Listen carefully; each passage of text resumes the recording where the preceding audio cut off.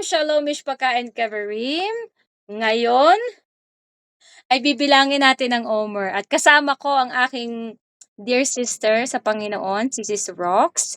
And we will do the blessing in Hebrew, Tagalog, English, and Hiligaynon. Okay? So, Baruch atah Adonai Eloheinu melech haolam asher kidishanu b'mitzvotav v'tzivanu al separat haomer.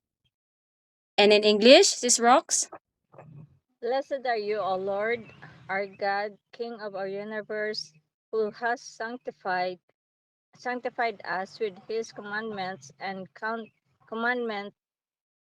commanded us to count the Omer. Amen. And in Tagalog, purihin ka aming Diyos, hari ng sansinukob, na pinababanal kami ng iyong kautusan at inuutusan kaming bilangin ng Omer. At in Hiligaynon, Bulahan ka o Ginoo nga amon Dios nga hari sang universo, nga nagpakabalaan sa amon paagi sa iya mga sugo kag nagsugo sa amon sa pag-isip sang Omer.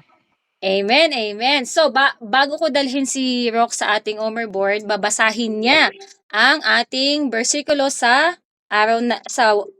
week na ito, which is Psalm 67 verse 7. Go ahead.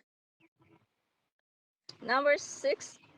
No, Psalm 67. Psalm 67, verse 7.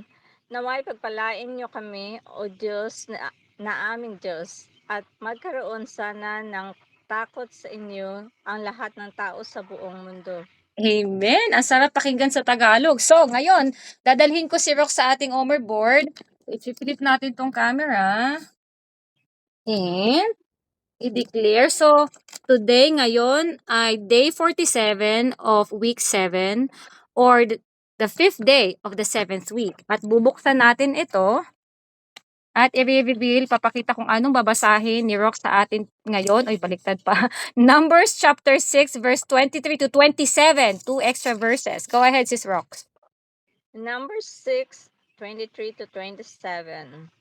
Speak unto Aaron and unto his sons, saying on his wise, you shall bless the children of Israel, saying unto them, the Lord bless thee and keep thee. The Lord make his face shine upon thee and be gracious unto thee. The Lord lift up his countenance upon thee and give thee peace. And they shall put my name upon the children of Israel, and I will bless them. Amen, amen. Purihin at bless and praise Yah for the reading of His Word. Nahirapan tayo sa Tagalog. And Sis Rox, thank you so much for counting the Omer with me. Thank you, Sis Beth. Bye.